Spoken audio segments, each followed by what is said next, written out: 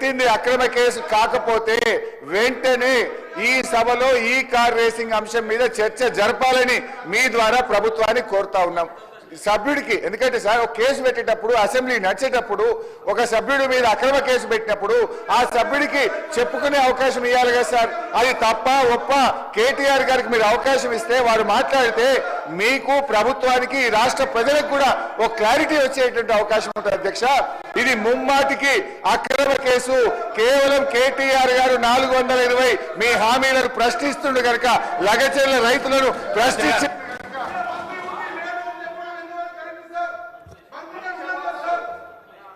అధ్యక్ష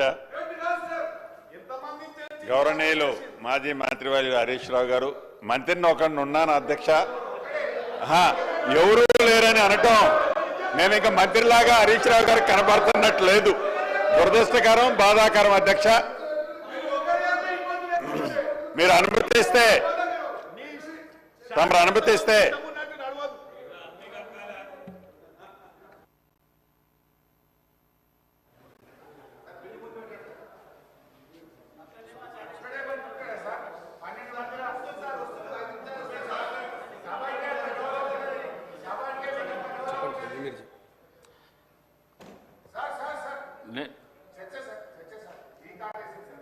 LA minister గారు రాని నేను కొంతమంది మంత్రులు అక్కడ మండలిలో ఉన్నారు, కొంతమంది ఈడ ఉన్నారు. ఎల్ఏ మినిస్టర్ గారిని పిలిపిస్తున్నా. నేను పిలిపించినాక మీ ప్రశ్నకు సమాధానం చెప్పిస్తా. నేను పిలుస్తా. ముందు బిల్లు కానీ, గవర్నమెంట్ బిల్లు అయితే కానీ, ఇది ఇంపార్టెంట్ కదా. ఇది రాష్ట్ర ప్రజల శ్రేయస్సు గురించి కదా. ఈ బిల్లు కానీ బిల్లు అయినాక నేను మీతో మాట్లాడుతూ అంటున్నా కదా. నేను స్పీకర్ చంబర్ పిలిచి మాట్లాడతా. నేను ఇప్పుడైతే బిల్లు అయితే కానీ బిల్లు అయినాక తీసుకుందాం. ఒక సభ్యుని గురించి రాష్ట్ర శ్రేయస్సును ఈ విధంగా మీరు సభా సమయాన్ని వృధా చేసుడు ఇది చాలా పొరపాటు. హరీష్ రావు గారు మీరు చాలా సీనియర్ శాసనసభ్యులు. హరీష్ రావు గారు మీరు చాలా సీనియర్ శాసనసభ్యులు. మంత్రి పదవి కూడా చేసిండ్రు. మీరు ఎల్ఏ మినిస్టర్ కూడా చేసిండ్రు. మినిస్టర్ లేనప్పుడు చేయనికే వీలుండదు. రేవూరి ప్రకాష్ రెడ్డి గారు సార్ సీనియర్ శాసనసభ్యులు హరీష్ రావు గారు గవర్నర్ గారు అనుమతి ఇచ్చిన తర్వాత ఏసీబీ టేకప్ చేసిన తర్వాత హౌస్లో చర్చించే అంశమే ఉత్పన్నం కాదు సార్. కానీ ఇష్యూను డైవర్ట్ చేయడానికి హౌస్లో అని చెప్పి పబ్లిక్లో ఒక కన్ఫ్యూజన్ క్రియేట్ చేయడానికి చేసే ప్రయత్నమే కానీ ఇది చట్టబద్ధత కాదు. ఒకసారి కేసు ఏసీబీ పోయిన తర్వాత గవర్నర్ గారు అనుమతి ఇచ్చిన తర్వాత శాసనసభలో చర్చించే అంశమే రాదు అని చెప్పి మీ ద్వారా సభ్యులకు నేను రిక్వెస్ట్ చేస్తున్నాను సార్. గౌరవ మంత్రి గారు, government bill now I will take up. అధ్యక్ష తెలంగాణ భూభారతి రికార్డ్స్ బిల్. మంత్రి గారు. అధ్యక్ష ధన్యవాదాలు. ఏదైతే 17th నాడు 18th నాడు ఈ సభలో రాష్ట్రాల్లో ఉన్న లక్షలాది మంది